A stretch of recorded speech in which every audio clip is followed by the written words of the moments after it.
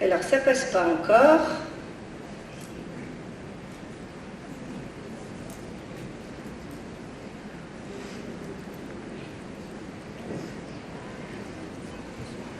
Ça.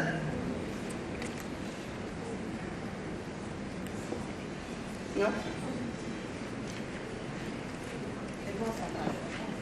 Alors, là aussi, c'est une étude qui montre que ça soit donc les patients, c'est une étude où on a colligé tous les patients qui ont fait une coloscopie, qui avaient une iléite terminale, que ça soit un patient symptomatique, asymptomatique, ou bien il a fait une coloscopie parce qu'on est dans le cas d'exploration d'une anémie fériprive. Et là, on retrouve que chez les patients qui ont une iléite, seulement 5% des patients qui ont développé une maladie de Crohn. Et quels sont les facteurs justement de risque de développer une maladie de Crohn? Eh bien, ils sont là. Ce n'est pas tellement l'aspect des lésions, c'est surtout la présence de l'iléite chronique en histologie, et aussi si l'on trouve des lésions bien sûr inflammatoires de sténose. Mais sinon, c'est l'histologie qui est plus parlante, et vous allez voir, quand on parle d'histologie, ça passe pas là, s'il vous plaît.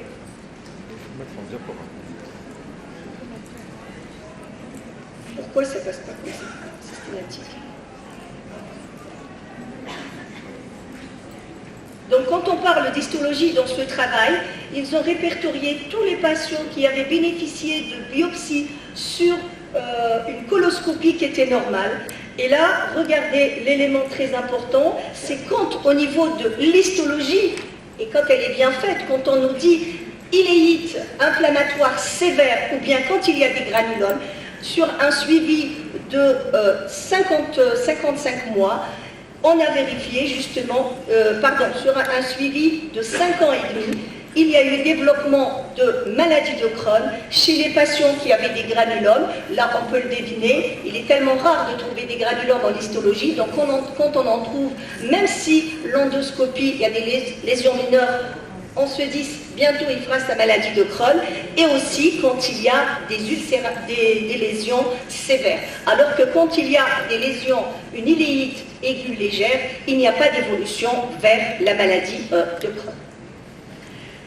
L'élément qu'on peut ajouter dans notre argument diagnostique vers la maladie de Crohn, c'est voir quel est le rôle des biomarqueurs. Vous savez très bien que ASCA positif et PRK négatif peut évoquer un diagnostic de maladie de Crohn, avec une sensibilité de 54% et spécificité de 92%, mais attention, ASCA positif n'est pas pathognomonique, il peut être positif dans la maladie cœliaque et dans la tuberculose.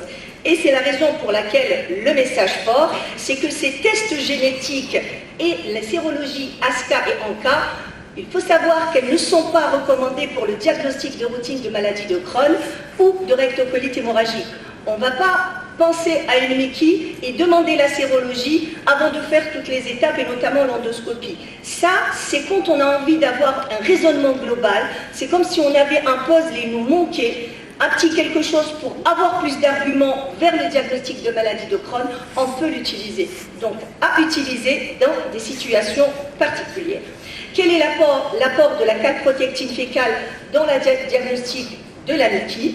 On va voir le topo tout à l'heure en détail, mais il faut savoir que maintenant, le seuil de positivité retenu récemment pour les diagnostics de Mickey, par le consensus, est de 250 microgrammes. C'est-à-dire que quand on a des symptômes, sans faire la coloscopie, si je fais la calprotectine et si elle est à 250, ça veut dire que je suis sûr de trouver des lésions endoscopiques, en coloscopie, après ce tour. Le dernier cas clinique, c'est le même patient, et s'il avait une iléite, mais cette fois-ci, il est asymptomatique. D'accord, on fait une coloscopie, il est asymptomatique, mais il a des antécédents dans la famille qui ont une maladie de Crohn. C'est-à-dire que ce patient est allé faire un dépistage de cancer, de polype, et il trouve des lésions, mais dans ses antécédents, il a dans la famille des maladies de Crohn et on a trouvé une iléite. Alors, quel est le rôle de l'hérédité? Un beau travail avec un petit effectif a été fait par l'équipe italienne, 35 patients asymptomatiques affiliés au premier degré avec 18 patients souffrant de maladie de Crohn, eh bien, on a trouvé 2,8% de maladie de Crohn chez ces patients qui sont asymptomatiques et qui présentent des lésions iléales. Ça veut dire qu'il va falloir tenir compte de l'antécédent du patient, et quand il y a de l'hérédité, donc c'est un élément qui va évoquer beaucoup plus une maladie de Crohn. Les arguments permettant d'évoquer une maladie de Crohn et quelle exploration envisager, ça c'est juste pour vous résumer tous les cas cliniques, et ce qu'il faut en fait retenir, c'est que le caractère symptomatique, quand le patient est symptomatique, donc il faut tenir compte.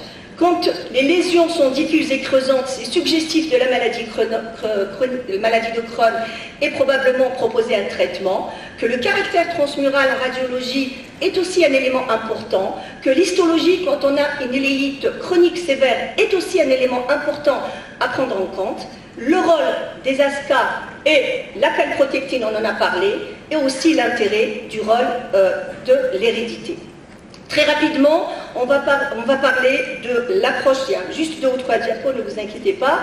Quelle est la prise en charge et quel est le potentiel évolutif de cette iléite de découverte fortuite? Quel est le pronostic à long terme d'une maladie de Crohn 6 en études, découverte récemment avec une atteinte vraiment minime et asymptomatique?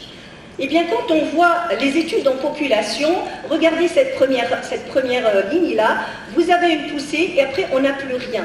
43% de ce phénotype montre qu'il peut y avoir des Crohn, comme je dis, gentils. Ça veut dire qu'il va faire une petite poussée, il n'y a plus rien. Si ces types de patients, ce n'est pas la peine d'aller les bombarder avec des immunosuppresseurs et des biologiques, parfois une simple surveillance. Et ce travail aussi belge très intéressant, qui est une étude rétrospective, mais qui s'est intéressée à voir quelle a été l'évolution de ces formes justement très bénignes, non compliquées, qui n'ont pas eu d'immunosuppresseurs, qui n'ont pas eu des biologiques. Eh bien, on a vu que, comparaison à d'autres phénotypes de maladies, d'autres profils de patients de maladies de Crohn, c'est des maladies de Crohn, comme on dit, très gentilles. Ça veut dire qu'il n'y a pas de complications et il y a à peine 15% des patients qui vont compliquer à 10 ans et jusqu'à 30% à 20 ans. Ce n'est pas du tout les taux qu'on a quand on parle de maladies de Crohn. Alors, quelle est la prise en charge de ces formes très légères, très mineures de maladies de Crohn, iliocécales ou bien iléales modérées? Eh bien, le traitement, malheureusement, il n'est pas disponible en Algérie, c'est le budesonide. Tous les travaux ont montré que le budesonide était supérieur à la mésalazine dans cette indication pour induire une rémission dans la maladie de Crohn légère.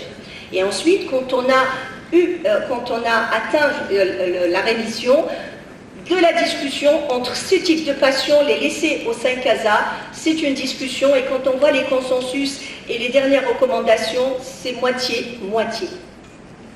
Et les recommandations donc sont très claires, depuis les premières recommandations sur la maladie de Crohn.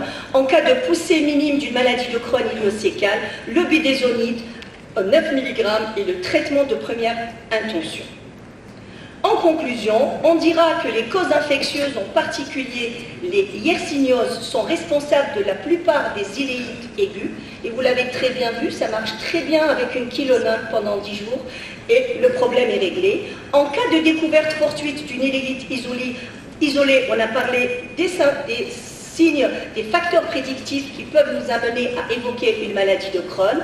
L'iléite de découverte fortuite chez un patient asymptomatique progresse très rarement vers une maladie de Crohn.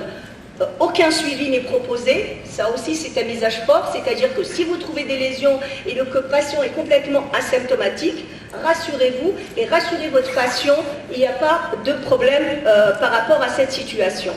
On a bien vu qu'il y avait plus de 30% d'iléites idiopathiques. Iléite de découverte fortuite chez un patient symptomatique évolue plus fréquemment vers une maladie de Crohn. Donc on va plutôt s'intéresser à ces patients qui sont symptomatiques, chez lesquels on va trouver une iléite. Ça mérite des examens supplémentaires, ça mérite une surveillance probablement avec la calprotectine si on n'a pas envie d'être invasif. Éventuellement, après des calprotectines élevées, de la coloscopie et discuter le traitement au cas par cas en fonction donc des situations. Je vous remercie pour votre attention. Merci Dr Gala.